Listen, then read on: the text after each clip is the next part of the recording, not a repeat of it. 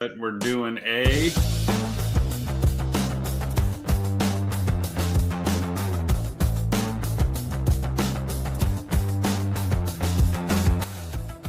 Hey everyone, how you doing? This is Amon Green, Green Bay Packers all-time leader in rushing, and you're watching Packers Total Access Live, your daily source for Packer content. Go Pack, go!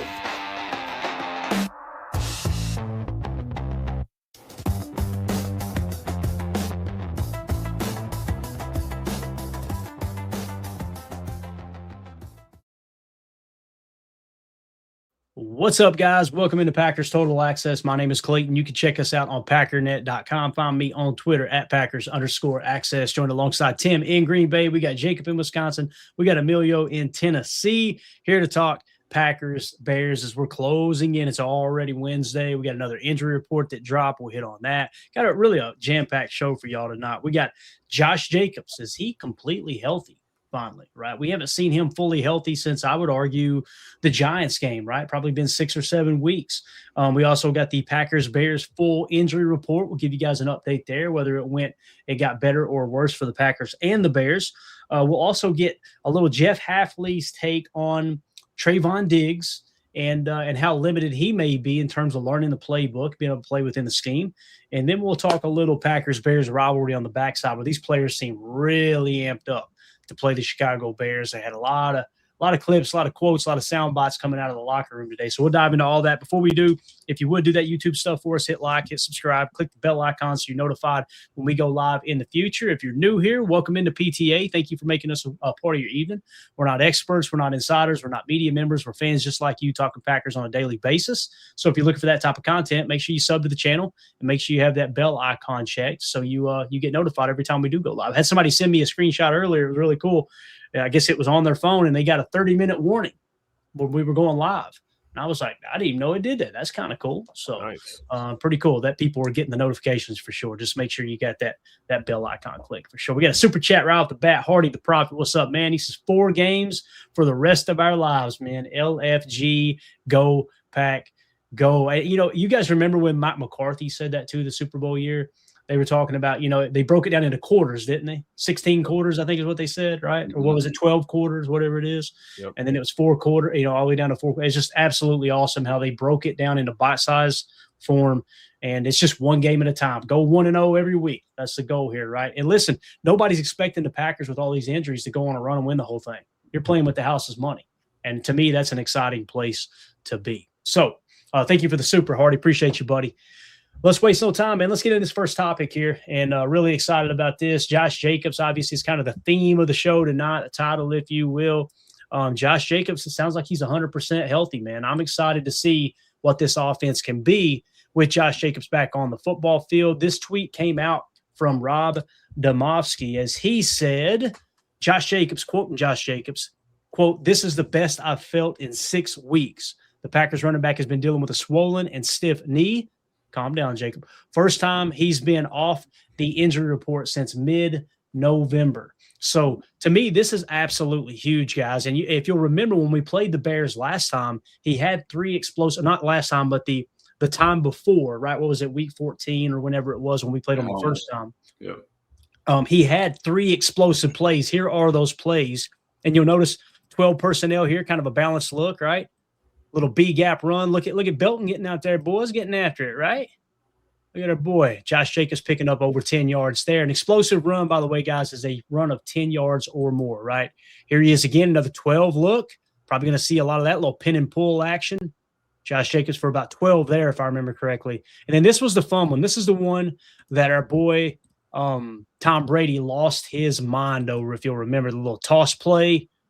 And you see Josh Jacobs is ham dead. 4 defenders all over him. And Josh Jacobs is like, hold up. Get out of here. Right? Makes some Josh Wiley going to work there, though. Love it. Yeah. 81. We'll take that. And I thought he was going to give him the old Tyrann Mathieu baby stiff arm here and send him into oblivion. But unfortunately, the defender did wrap up there. But again, those were the 3 explosive plays from the Bears game. Let's go around the horn with it real quick. We'll start with you, Tim. How do y'all feel about Josh Jacobs finally being healthy here as we go into the most important game of the season? I'm just as excited, if not more excited as I am that Jordan Love's going to play football again after a long time. This is huge for our offense, both in the run and the pass game. Josh, we're due for a hell of a game from Josh Jacobs. And if he's saying he's, feeling the best that he's felt, in the last 6 weeks or so, I'm going to go with that because, like you said, we're trying to be 1-0, leave it all on the field on Saturday night at Soldier Field. And I'm just glad Josh is going to be all systems go here. Hopefully, he's not on the snap count. I would anticipate we probably lean on him a little bit in that run game on Saturday night. Yeah, and Emilio, as Stephanie says here, Jacobs said everyone took that hit on Jordan Love personally, where obviously he, they led with the crown of the helmet, ended up getting fined, ended up getting penalized for it. Josh Jacobs is kind of that dude in the locker room, and he's definitely a leader on this team. How do you feel about Jacobs being healthy? And maybe you disagree. Maybe you don't think he's going to be 100% healthy. I don't know. To me, I don't think anybody's 100% healthy this time of year, but boy, he's as close to it as he's been all year, I think. Yeah, absolutely. And to Stephanie's point, I definitely was that guy that if my guy got earholed, somebody was, going to get their bell rung on the other side of the team. So that's I'm 100% with that. But yeah, to Jacob's point, to Josh there, he's been talking about it. The only thing that's going to really help that knee is if he gets off it, is if he actually can rest the thing. And when were we going to have the bye week when we had our bye week so early in the season? He said the only thing that's going to help this thing is if I can rest it. I'm super happy for him. I mean, a month and a half, the best that he's felt. That's amazing. He is the engine to this offense, especially with Tucker Kraft gone. To get the passing game opened up, we got to get Josh going. We got to get this run game going. For however bad it's been all season, running, pass blocking, whatever, it does not matter. These next 60 minutes, play like you got 75 minutes and give me a full 60. I'm ready. Jacob, what do you think, man? How you feel about Josh Jacobs? You think he's good to go? I think he is as good as we can ask him to be at this time of the year. Like you said, everybody in the NFL is going to be pretty banged up if you've had any substantial playing time whatsoever. Just love the way that Josh Jacobs has handled himself this year. At the end of last year when we had that heartbreaking, end of the season, him, Tucker, and a few others just said, all right, we're going to be the type of leaders that are going to take this team into the next year, and we're going to have a certain type of expectation that we need to meet. And him playing throughout almost every week, it felt like the guy was banged up. Even if he didn't admit it, he'd go on and talk about how him and Matt even maybe butted heads a little bit with how much playing time he should have. We could make arguments back and forth about what would have happened if he didn't play in this game or did play a little less here and there. Bottom line is that he has now been rested and he feels himself that he's healthy. If he's going to say that, I believe him. And I think that to your guys' point, maybe we'll even lean on him more than we usually would on a certain type of game. It just feels like it could be that type of atmosphere. I know that I listened to Ryan's pod this morning. They talked about how there's a decent possibility of being a pretty epic snowstorm going on during this game. I mean, that would be even more epic to see if we could put the game on his back, dude, and just kind of run right over that Bears defensive line. I agree wholeheartedly. Regardless of what the weather looks like, I think we need Josh to have a big game to beat the Bears. We have to have a run game against this team. They got a good front. I think the better performance that Josh has, the better off our offense is going to be on Saturday. Yeah, and as Deadfish pointed out, that Austin Booker hit that he put on Jordan Love, as well as I don't know if it was the same play or not. It might have been a separate play, but he was fined twice, right, for a hit on the quarterback and then landing with full body weight, and another for the helmet-to-helmet hit on Jordan Love. I don't know if those are the same one or separate plays. I imagine it's separate plays, but both of them got him a $5,818 fine each. So obviously a little over 10 grand there that he had to, actually over 11 grand that he had to shell out. So again, for the Bears fans that said it wasn't a dirty hit, okay. Is the second one dirty then? Are they both just clean as a whistle and he got fined for it and penalized for one? Is that what's going on? Was that first one the one where Jordan scrambled out of bounds and dude slammed his head on the turf after the play was over? No, that was in the Denver game. Oh, that was the Denver game. No, yeah, that's Denver. And they did not get penalized. Same idea. Same idea, Tim. I need to see. But it's okay. They got fined $5,000, Yeah. Whoa. I want to see somebody get shoved around out there a little bit after something like that happens. Mm-hmm. Yep. Absolutely, man. Absolutely.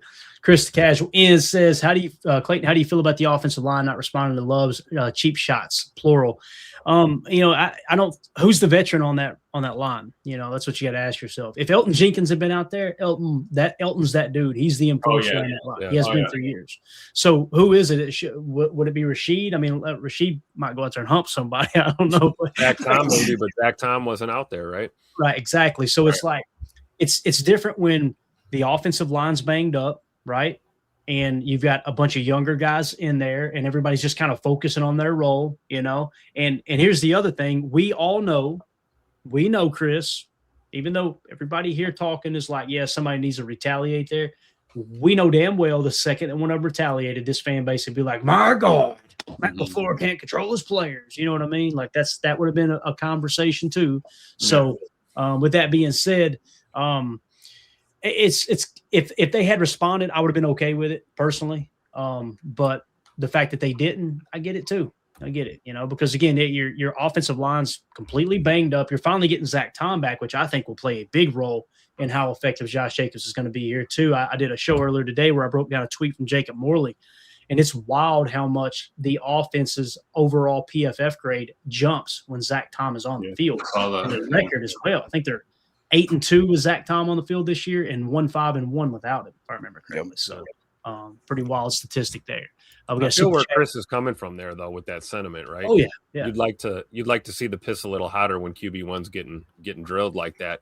But then again, you can't run the risk of picking up your own 15-yard personal foul, and now we've got a penalty set offset, and now we don't even get the benefit of the new set of downs in the yardage. So you gotta keep your head out there. Yeah, definitely. Josh Martin with the super chat. Thank you, buddy. He says the Bears can't even sell out a home playoff game. I don't know if you guys seen that. I put a screenshot out there where a bunch of Bears fans are selling their tickets on Ticketmaster. Yeah. And it just said, man, they can't even sell out their, a home playoff game. And of course, the Bears fans, they ain't got two brain cells to rub together. Like, it's sold out, idiot. These are scalped. No blank. Your fans are selling their playoff tickets to try to make money off of it. I'm sorry. That's not playoffs. Exactly, Coach. Exactly. So thank you for the super, Josh. Appreciate you, man. Just a couple other stats here for you guys. I thought this was really interesting. In a year where Josh Jacobs has been battling his ass off to stay on the football field with that swollen knee, right? So PFF rank, he's got an 86.1 this year. And what I did was I filtered everything down to, all right, how many running backs have 200-plus carries on the year? Right? There's only 21 running backs in the National Football League who's carried the ball over 200 times. Of those 21, Josh Jacobs ranks fourth best according to PFF's offensive grade at 86.1.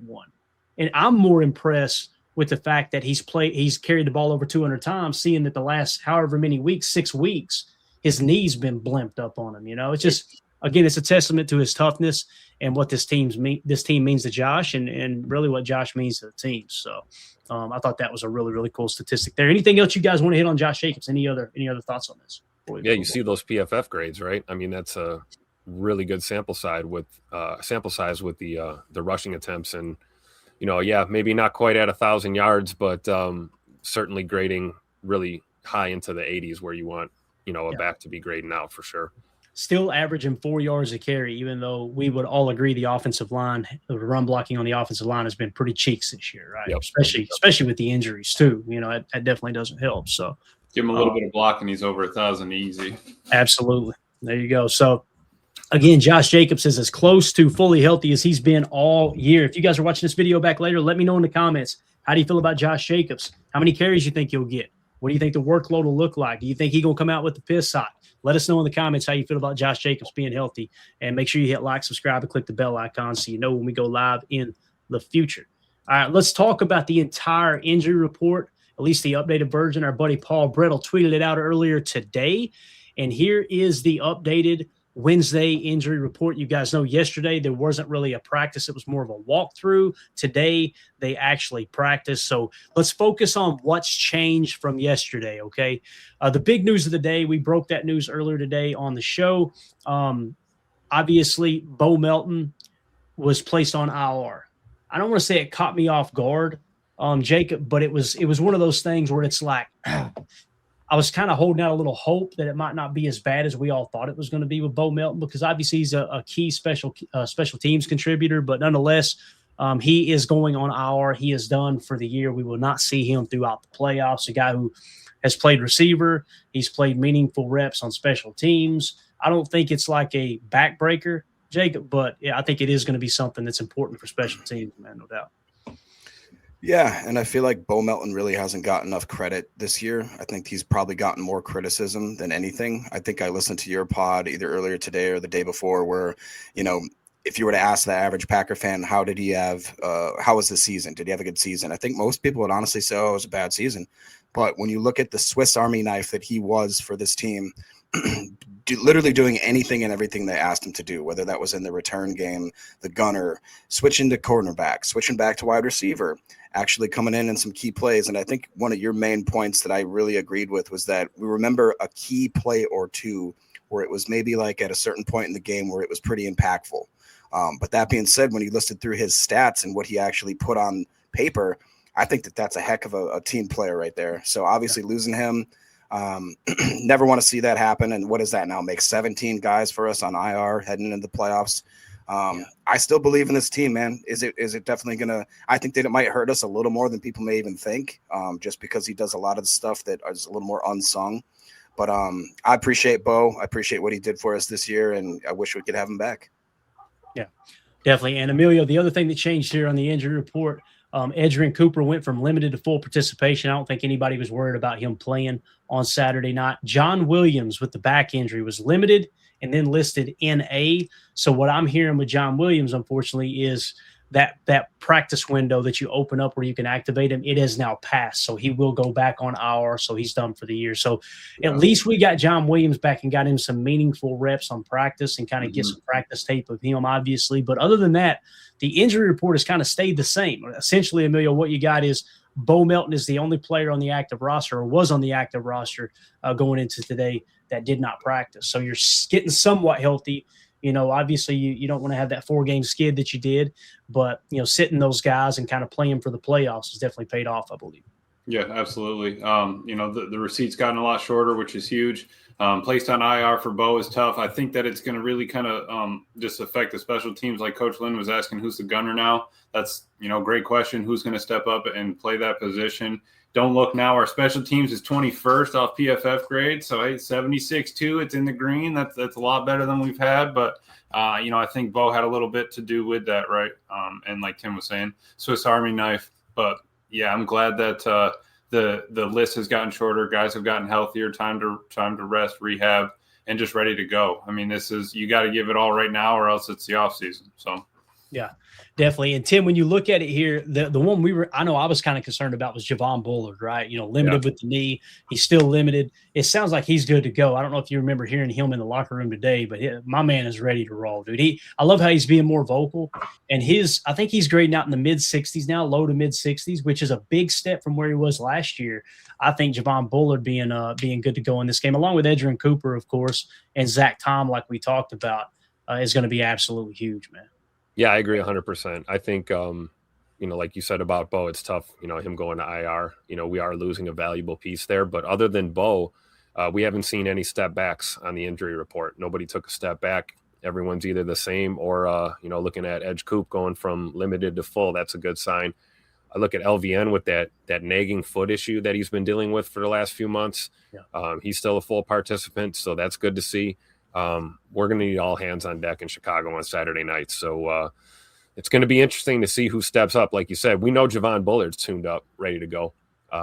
You can tell, and talk is cheap, right? But you love to hear your players with the right mindset and the right attitude going into, the biggest game of the year against, the biggest rival in your division and really in the league, really the biggest rivalry in the National Football League, if you want to be historically accurate. So, this is a huge game on multiple fronts, and it's just good that, we're getting healthy right in the nick of time, or at least as healthy as we can be at this point in the year. So I agree with your point at the top there, Clayton, that clearly the decision to go ahead and, let the Vikings handle business last week and we just rest our guys, I think it paid off dividends because looking at this injury report right now on a Wednesday, I'm feeling pretty good going into a Saturday night matchup. Yeah, me too. Malik Willis too is another big player that we were really concerned about. Right shoulder / hammy, limited all week. Now it has been pretty much confirmed that I believe the plan is both he and Desmond Ridder will be active on game day. So we will have 3 quarterbacks ready to go: Jordan Love, Malik Willis, Desmond Ridder. I think we all agree nobody wants to see Desmond Ridder in the game, but it's nice to know you got an extra guy back there in case, Lord forbid, everything goes haywire like it did last time, where obviously Malik Willis had to leave the game. The other one, too, for me is Dontavion Wicks with the concussion. I think it could be sneaky important for Dontavion Wicks to be active in this game because, again, it's kind of – we don't have Bo Melton to play F now, right? Yep. So hopefully Wicks gets activated. Hopefully he clears concussion protocol so you got him out there to help play the F when Jaden Reed comes off the field, because you don't want to have to pull Matthew Golden back to the F. You want to keep a good, healthy rotation of him with Romeo in the X, and you obviously want to put him as the speed Z guy when Christian comes off the field. And like I said, if somebody gets a little banged up in that game, you're good to go there too. So, yeah. But let's move along now to actually Coach Lynn points this out too. He says Nick Nyman is back, so that's great news, right? Again, another player that could potentially help on special teams as well. Now, on the Chicago Bears side, the 2 names I was keeping a close eye on here were the wide receivers, DJ Moore and Rome Odunze. DJ Moore, I think you're going to be hard-pressed to keep him off the football field Saturday night. He's a tough competitor. That dude wants to be out there. He knows you're going to be very, very limited on how many times you actually make it to the playoffs, and you got to make the most of it. He's got a knee injury. He's limited both days. I think he'll go. Rome Odunze with the foot, however, limited. But we've seen this. Like, it seems like there were multiple weeks, Tim, where we looked up and we're like, yeah, I think Rome Odunze will go this week, and then lo and behold, he was inactive. So I wouldn't be surprised if he's inactive, although I think we would all agree if I had to put my money on it, I'd say Rome will be out there. I think so, too. And then you look at the bottom of their list there, Jade Walker, with the illness, he was out, has been out. Now he's a full participant as of today, so maybe that's some kind of contingency plan for their receiver room.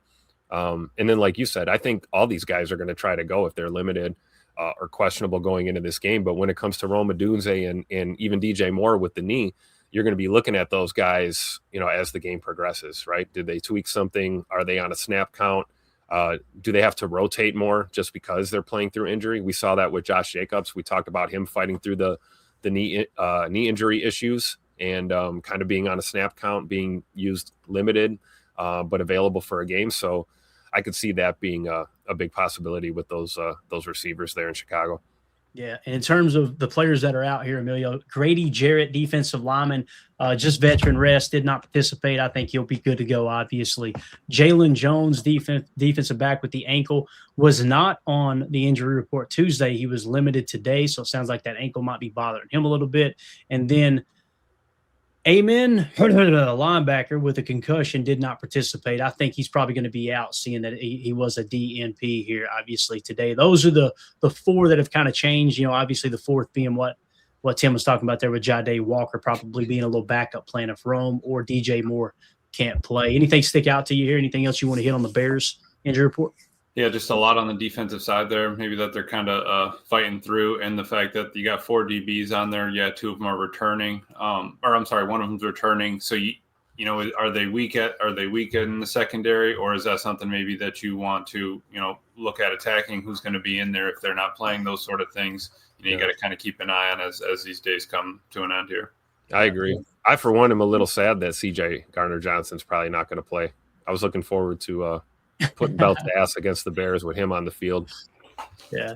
And again, it being a concussion protocol, not being cleared Wednesday, I think there's a good chance he won't be out there. Now, I don't think he's a great football player, Tim, by no stretch of the imagination, but he does have a lot of experience, so it's like you got to kind of take that into consideration. Well, I don't think he's a great player either. That's why I want him on the field. Right, exactly. So it's like it's one of those things that, do you put a younger player out there? Would you rather have him out there, even though he hasn't been the best pro, right? The pro defensive back, but he's got a lot more experience, can kind of, maybe recognize route combinations a little bit more than maybe a younger, unproven player. I kind of go back and forth on that a little bit, but nonetheless, it definitely doesn't make them better with him not being out there. I don't believe so. I will say this. We did a little dirtbag watch homework too on this officiating crew. And when you're speaking about DBs, this crew is known for calling illegal contacts, throwing a lot of flags. So we could see a lot of flags in the secondary. So yeah, it could be a situation where if you've got backups out there and they're getting a little handsy, that could have an impact on this ball game for sure. Yeah, Jacob, you got anything to add since Tim mentioned handsy there? Anything about? Well, I could go a number of ways in that direction, but no, I mean, I agree with him. CJ Garner-Johnson, I would rather him be playing because I just think that he is a subpar caliber player. I think he's a subpar caliber human. I think that the rest of that, he just seems like such a bad guy. I do, for the first time in a long time, I'm more motivated by the lack of guys on our injury report. Obviously, we have some guys that are working through some stuff, but I think that having some key guys back that we did not have in this last matchup, I don't see any sort of like mismatch where I don't think that our guys can match up with the Bears, especially if they are going to be without a few of those guys. I am going to see maybe I think to me the most interesting one is going to be how that Rome Odunze, if he decides he wants to muscle through the pain. I mean, I would imagine he would have to, right? Bears, Packers, got to be his first playoff appearance. It's interesting. If he does not play, that to me tells a lot about that player. It really does. Yeah, I completely agree, man. Because again, it could be the last game of the season, right? You want to leave it all out there. You got the next several months to kind of recover and all that. So there is your full Packers-Bears injury report. If you guys are watching this video back later, let us know in the comments. How do you feel about the Packers getting healthy? Do you think it was the right move sitting those starters the last couple of weeks? How do you feel about the Bears? Do you think that they've got a roster that can go out there and beat the Packers at home on Saturday night? We want to hear from you in the comments. Make sure you hit like, subscribe, and click the bell icon. All right, let's change gears and talk a little Trevon Diggs, guys. This is one of those guys that I wasn't like over the moon about when we got. I thought it made a lot of sense because, obviously you're paying him $400,000 essentially for the rest of the year. And then all the guaranteed money is obviously gone. So if you want to bring him back next year, the cap hit is $15 million. There's a lot of maneuverability with it being all just non-guaranteed base salary that you can convert to signing bonus and maybe shave that down a little bit. Or if you want to go with the full $15 million and just push it out a bit, he's under contract for the next 3 years, right? But Jeff Hafley was asked about Trevon Diggs, and Ryan Wood tweeted this out. Packers DC Jeff Hafley says, Trevon Diggs has no limitations in the playbook, all right?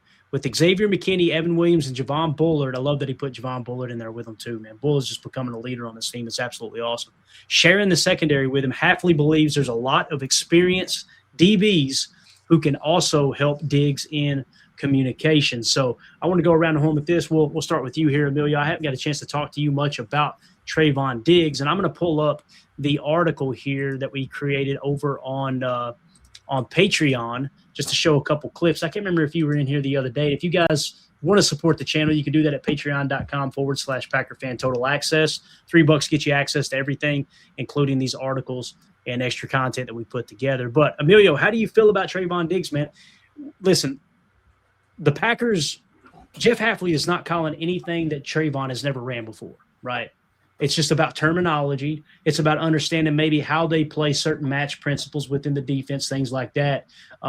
Did you get a chance? I can't remember if you and I talked or if it was me and Tim that did a show. How do you feel about Trevon Diggs and what we've seen Sunday against the Vikings? Because I was actually pretty impressed with it.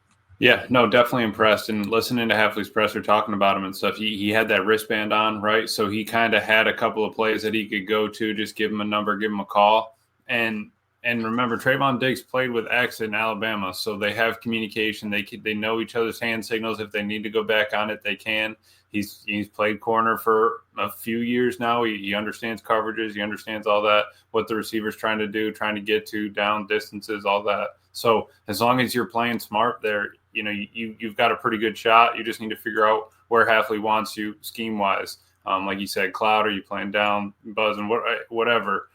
And so I really did like the way he's playing. I think they probably are going to give him a shot and playing out there.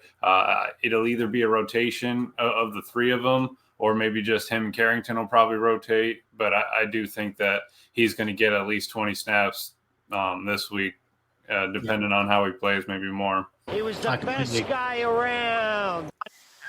So, Jacob, his numbers there Sunday against the Vikings, he played 32 snaps. He had 17 coverage snaps. He was targeted one time for 0 catches and a 39.6 passer rating when targeted. Okay. Now, with the 39.6, I think that might have gotten grouped in with another site that had him giving up a catch, which was the swing pass. I don't count that as a catch on Trevon, but if he's the closest defender and they want to count it, all right, cool. He ended up making the tackle, obviously, on the swing pass. That ended up being a stop, which is a positive play for the defense, obviously. The incomplete that we did have charted here, Justin Jefferson ran a slant in which Trevon, it was really interesting because you could tell that Trevon was playing underneath, right? Kind of underneath technique inside. But we know after the play had developed, he actually had curl flat responsibility. So it was like he was sugaring a little bit inside, like I'm going to play the hook curl, but he was prepared to go to the curl flat. And that's what put him in position to kind of make a play on that slant. He had 15 run snaps as well here, had 2 tackles, 1 stop, which was a swing pass. He was playing a cover 2 curl flat on that particular call. The other was a hustle play, where he covered 20 yards of space to make the tackle. And it was cool because he was in a deep third defense and a cover 3 look, came all the way across the field to make the tackle. I've got these plays here, but how did you feel about what you seen with our boy Trevon Diggs in his debut, Jacob? Yeah, just to clarify, because Alan Kaflat, just as you were starting to start this segment, he said, can you clarify what you were impressed with Diggs? We just put it right there on the screen for you. That right there is some pretty darn good numbers. And if you guys remember, we were playing our second and third and fourth string. I hate using the word scrubs, but like guys, I think they had to make like, I thought I heard 23 roster moves just to put together a 53 man for their, whatever it is to actually have a starting squad in the NFL these days. I was impressed with, kind of like Emilio alluded to in Jeff Hafley's press conference, how this is off of one practice, guys. One practice where he came in, he was familiar with certain types of play calls, certain types of formations. I thought it was really cool how he highlighted how he has kind of a different type of stance where he's so big and he's so overpowering kind of for being a bigger corner that he doesn't have to really adjust the way that he lines up against a lot of these wide receivers, as a lot of sometimes undersized cornerbacks may have to overcompensate for that lack of, physicality there. But personally, when I saw him out there, I loved it. And you guys know I'm more of like a kind of a rah-rah locker room kind of feelings guy as far as football goes. And the most impressive thing to me was that he said that Jeff Hafley was so impressed with the way that he's just melted into that locker room. Obviously we know the connections with Micah. I didn't realize that it sounds like he had a lot of obviously playing time with McKinney there in Alabama. And it just seems like these guys just opened him up, took him under his wing.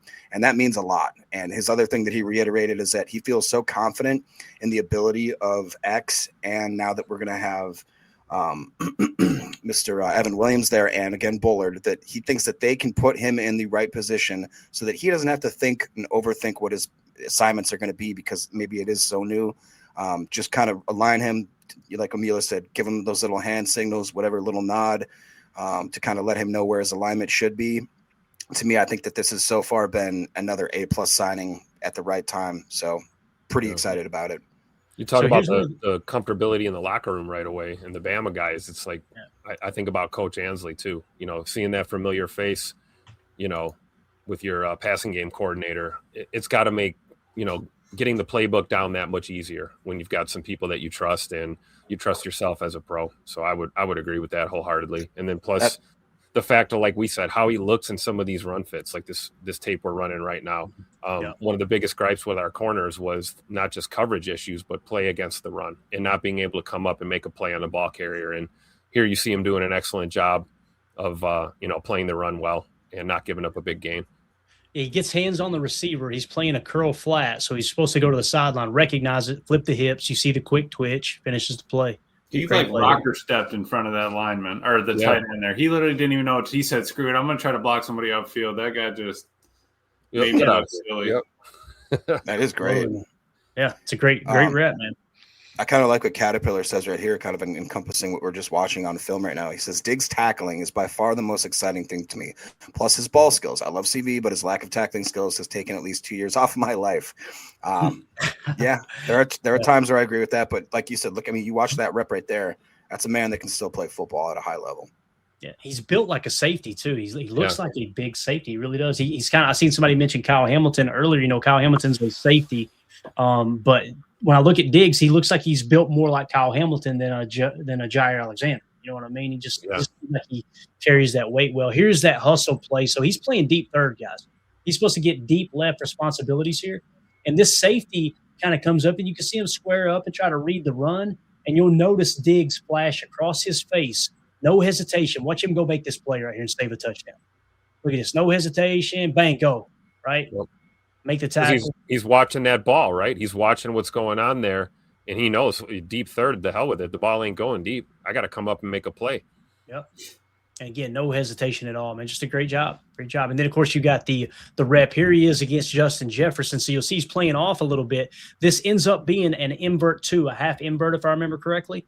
And what's going to happen is he's playing underneath. So he's kind of selling like he might be playing a quarters look. You see the hash being played here. So it could be a cover 6 look on the left side maybe. And then you'll notice, watch him come up last second, jump inside. Now he's got curl flat. I just think it's awesome that he shaded inside to try to deter that, and he's ready to shoot his shot outside if he needs to, right? And then, of course, Justin Jefferson, they throw to him. Maybe got there a little early, but, hey, no flag.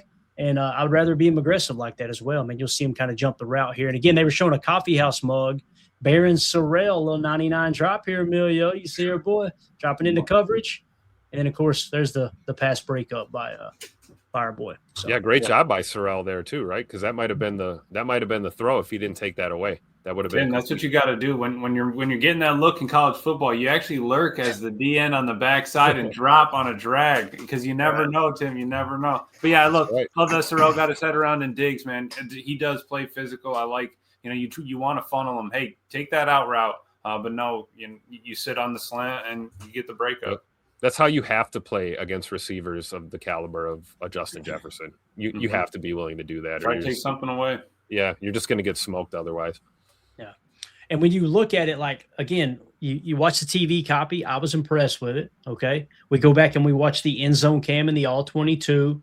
Looks good. PFF, he was the highest graded defender according to PFF with an 88.1, right? If I had the number right, I believe I had it right there. 81.5, I apologize. That number's wrong there. But he was still the highest graded defender for the Packers at an 81.5, which is wild. And I threw this up here because look at his highest graded game all season long. He graded in the 80s one time against the Packers in week 4. And outside of that, he only cracked the 70 mark once, and that was in week 1. Other than that, he didn't even get in the 60s, but just one time. So it was mostly 50s and 40s all year long. He steps in with Jeff Hafley on, probably a less than a week of practice, and bang, 81.5. The tape looked good. The stats look good. The passer rating when targeted looked good. Love the aggressiveness he showed against the run. Absolutely awesome, man. So, he looks good in a Packer uniform, rocking that 28. We'll take it. That's right. And he's happy to be here, man. He actually this got tweeted out by Cameron Azir. Hope I'm saying that name right, over on X. He played this clip here on Twitter for us, and it says, despite only being here for a week, cornerback Trevon Diggs can't say enough great things about Green Bay. Here's what Trevon Diggs had to say. It's amazing here. It's very, family-like. I click with these guys already. It's just amazing here. Football culture. The people here are great.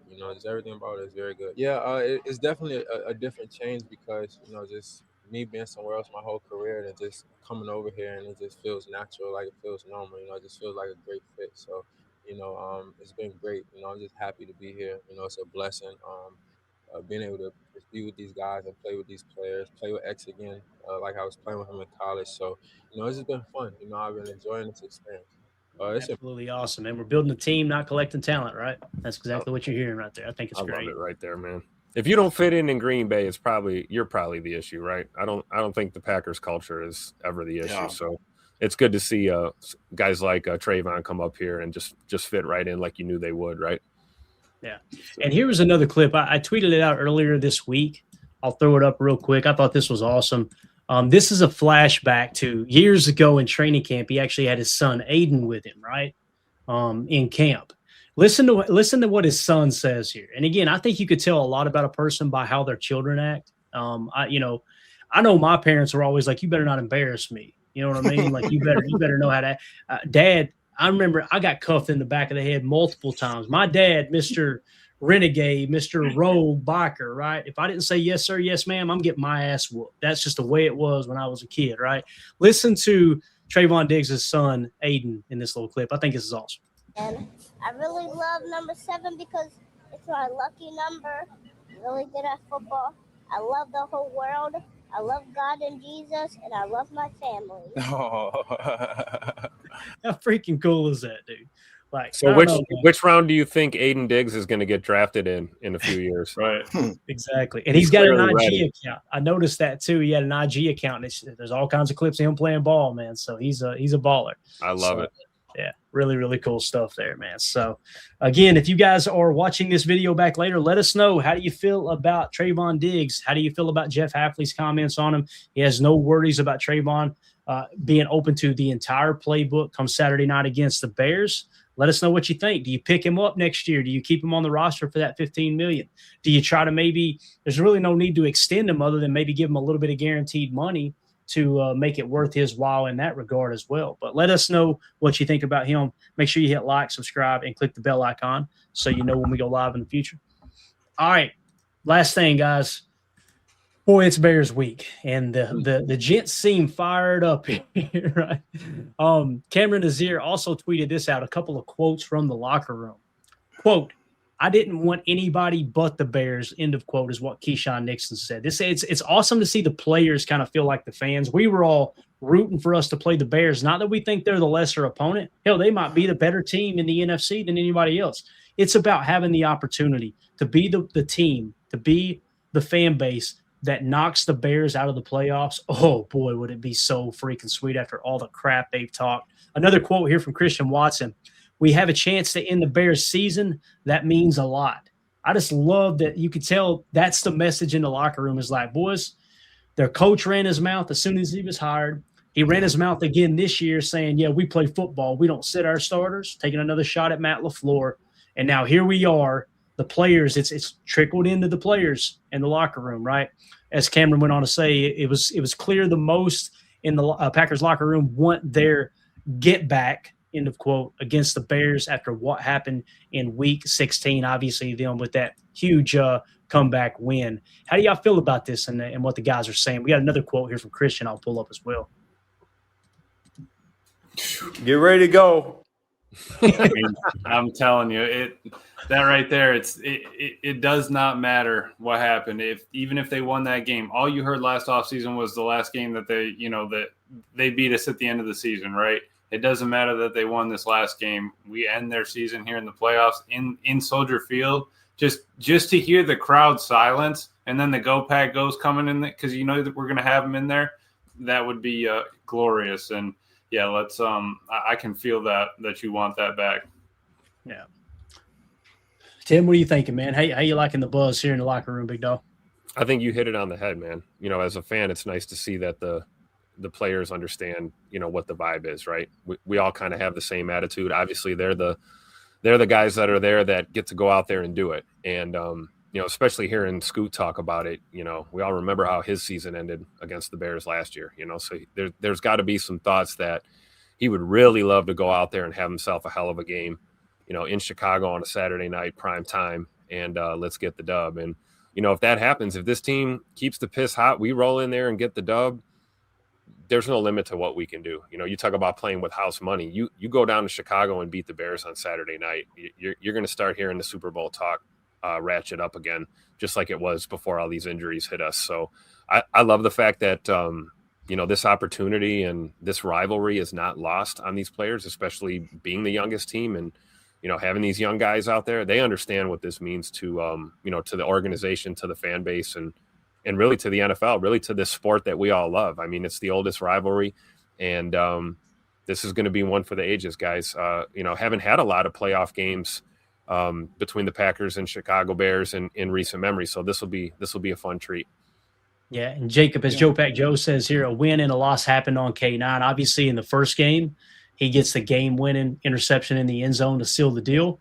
And then in the second game, got caught a couple of times peeking, right? Got burned on the double touchdown move on the outside. Yeah. So he's got every reason to go out there and want to redeem himself. That's for sure. Definitely. And I'm not sure if you heard, I believe it was Hafley's press conference when they asked, you know, is there a player that maybe takes things to heart a little more? And he said that Keyshawn Nixon has apparently been known that guy that, you know, we always talk about how a DB needs to have a very short memory. And in the same way, I understand that, but I love the fact that a guy like Keyshawn Nixon carries that sort of stuff with him. Like I guarantee if you asked him, what does he care more about, the first matchup where he actually got the game-winning interception, or the second matchup where he arguably was one of the biggest reasons that we may have lost that game, if you want to go that way. I don't know if Keyshawn told Matt not to take the points in the first quarter. Well, you know what I'm saying, though, Tim. I think that if anybody is one of those guys that's stewing, I want a guy. I want a DB that's literally sitting there, like, look at himself in the mirror, kind of grunting and just being like, "It's my time. Like, I want it back." Getting that. We split it 1 out of 1. If he comes back, and I think that we don't have to worry about whether or not Keyshawn Nixon's piss is going to be hot. I'm just more worried about if the rest of the guys, we've had this trouble over the last, it seems like 10 years now, where for whatever reason we'll come out flat.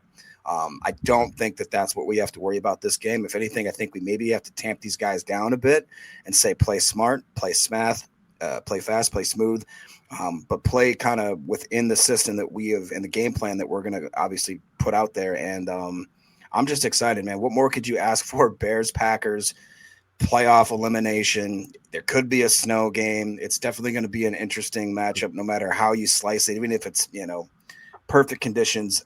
Caleb Williams, to his point, I never thought that I'd actually not be more, what's the word? I guess I don't want to beat him as much as I just want to beat the rest of the Bears organization. I want to beat Ben Johnson. I want to beat guys like Johnson, the cheap skates that they have on their team, the fan base that is just sitting there thinking that as far as they're concerned, they've already won the Super Bowl. They beat us at the last, you know what I mean? So I'm just ready to go out there, shut some dudes up, shut some Bears fans up, have them go figure out where they're going to, draw the plot lines in Indiana, and we'll go from there. And speaking of grunting in the mirror, Emilio, what do you think about, what Christian Watson had to say here? Christian Watson on a rubber match with Chicago, quote, "We get an opportunity to write our own story going into it, regardless of seeding and all that. We got our foot in the door. We got to find a way to force our way through. We're definitely excited. The energy is there." Christian Watson becoming a leader quick, man, just like I said Javon Bullard was.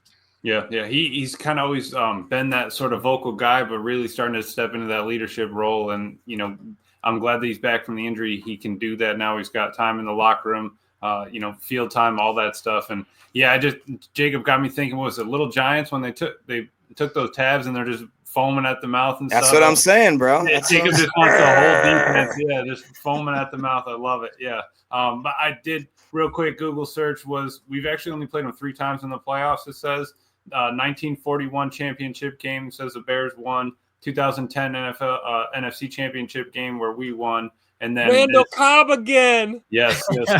This year would actually be the 3rd. It says so. We need to break that tie as well. Let's just add to it, man. Yeah, definitely. And then Javon Bullard was asked at his locker about the whole situation here. Here's what Bull had to say. And again, this was Cameron Azir once again. Make sure you go give him a follow on X at Azir Cameron. Here's what Bullard had to say at his locker today about the Bears. I'd be lying if I say it don't. Nah, it's definitely the energy. And it's not because the game, it's really just the environment, to the world, there are different games. And I mean, it's a lot of things at stake, but it's still another game, man. That's how you got to walk into it. That's how you got to really go about your business, how you got to practice. And I don't think it's a bigger game, but it is, if that makes sense. Like you don't put too much. You try not to think about it as much or all the things that are at stake because you want to do your job and you want to do it consistently on a day-to-day basis. But, you only got one shot, and we know that, and Chicago know that too. So it's gonna be war. It's gonna be a war. It's gonna be a war down there in Chi-Town, man. I can't wait, dude. We get to learn a lot about these players that are going to be on the field. Obviously, the lineup is really banged up. The Packers have 16 or 17 players on IR now. And a lot of key players at some key positions. We've talked about it all year long. Throw that out the window, man.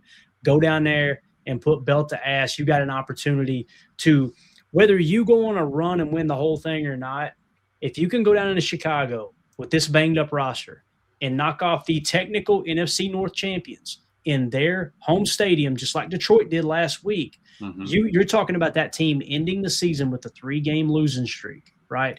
And you just going in there belt to ass on their home field, on their home turf with an opportunity to put it all together. I think it's going to be an absolutely awesome environment. It's going to be loud. That's why I was so surprised. Like, Bears fans, why are y'all selling your tickets? What is going on?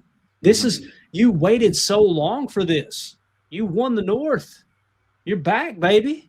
You got your coach. You got your quarterback. Thank you. You think you got all that, right? And y'all are putting your tickets up for hot. And listen, guys, we're not talking about, oh, yeah, you can get, there's 10 tickets available. Somebody had tweeted that out, and I just quote tweeted it earlier. Look at this image, man. Again, you're talking about a playoff game at Chicago, right? You're talking about this is what you played for all year long. And this is how you're going to show up. You're going to literally give your tickets away and say, you know what? I'd rather make a little lick off of these rather than actually attend the game. Look at how many seats are available in just one section, or really a couple of sections here. As a shout out to the GBC podcast put this out. Look at all those reds and pinks there, boys. You know what to do, Packer fans. You know what to do. Dude, how cool would it be if that ball kicks off on Saturday night, Emilio, and all you hear is "Go Pack, Go" chants throughout the entire stadium, boy? Oh, I would love it. I know Big B's going. He tweeted it out. Yep. So go swoop I'm waiting these for Mandy to kick the door down and say, "Clay, we'll get a backpack. We're out of here." Go. Let's go. doubt. Fly to O'Hare and jump in a cab, man. You're at the game.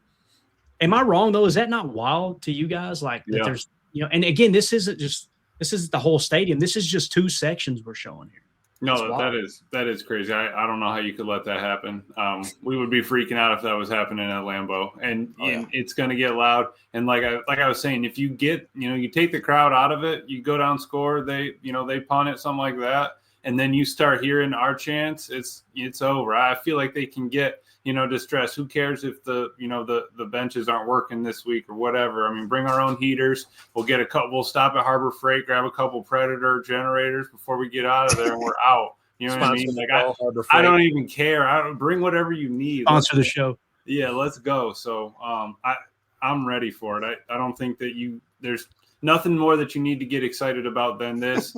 I think you're talking about Bull. I feel like they've been in it with Kirby, right? You've been in big games in college, so that's not a problem. A lot of these guys were in the playoff game last year. That loss sucked. So let's build off of that, right? That's going to be huge.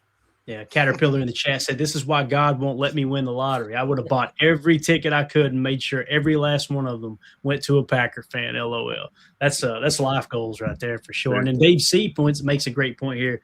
So Chicago fans are already thinking they're in the next round. I've seen it too, man. I've seen it too. Ben Johnson, that's kind of how his presser sounded the other day, right? Again, man, I think you just got to go down there and take care of business. If you win the trenches, you win the game. If you protect the football, you win the game. That needs to be the top priority. Leave it all on the field. Don't worry about, well, can we beat the Eagles, or can we beat the Rams, or can we beat the Seahawks? Go down there and go, you know what? Let's just put belt to ass on these Chicago Bears and come back with our head held high in a year where we've gotten absolutely beat up with injuries. And the future, again, this is a 3 to 5 year window that's now open as Detroit's window is continuing to close, right?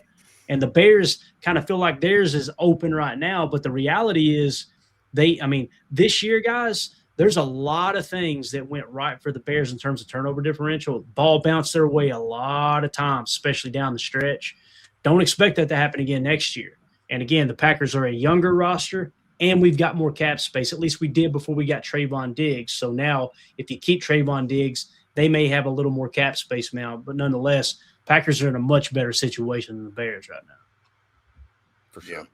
Now, just to clarify, though, Packer Doug brings up a great point. Emilio's out here touting Harbor Freight, but we forget that Ola Home Depot, he'd be the one getting us a discount on the warm seating and the heaters, all right? So let's just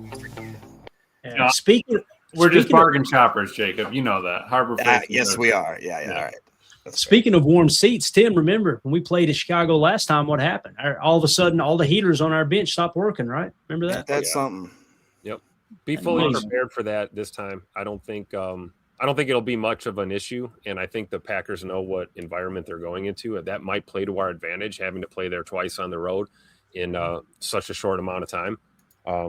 But based on what we said, I think it's a great point you made that, we need to go up there and, put a 2 or 3 score lead on the board like we know we're capable of doing. And the real question is going to be, can we shut the door on the comeback Chicago Bears? Because that's what they've been doing all year long, is finding ways to stay in a game, hang around, and come back and steal it at the end. If you can shut the door on this team in the second half and just put them out of competition, man. You know, you it's hard to come back from a 3-score deficit.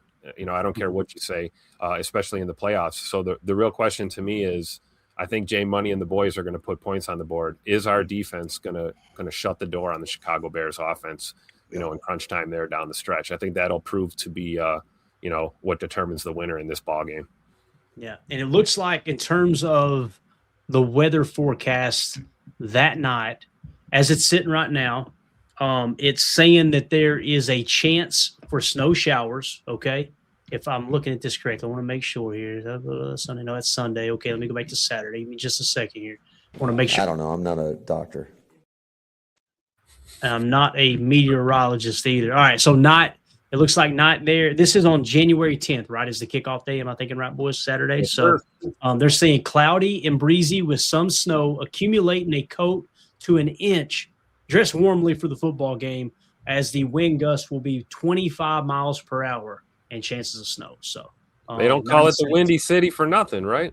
That's right. So going to get us a little snow showers down there, boys, on that grass. It's going to be awesome. I cannot wait. This is must-see TV, man. This is what, as Bill Parcells said, this is what you lift all those weights for, right? This is why you do all that is to put yourself in a position where you got a chance to win a Lombardi. So anything else y'all want to hit on before we wrap up, boys? Anything at all? Hopefully the boys bring the extra cleats, right? Get the screw ins, get the big cleats just in case that lovely, stellar, immaculate, beautiful playing surface at Soldier Field gets a little chewed up. You know, be ready to go. It could be slashy out there. You never know. Yeah. Again, whether the forecast is yes, it's definitely going to snow, or there's a chance of snow, we know how quick that could change, right, Tim? It swirls out over that lake for just a second, and it's game on, baby. Yeah, absolutely. And this will be another one too, where you talk about coin toss, you know, kind of having an impact on how you want to go about it. Do you win and defer and then pick your side and go with the wind and try to predict that? Because this could be one of those games that comes down to a Brandon McManus field goal. Mm-hmm. And you want the wind at your back in that situation if you can, right? Yeah, the Weather Channel update says mainly cloudy with snow showers around before midnight. So it's supposed to move out around midnight. So there's going to be snow showers until then, according to them. Wind 15 to 25 mile an hour. Winds could occasionally gust over 40 miles per hour.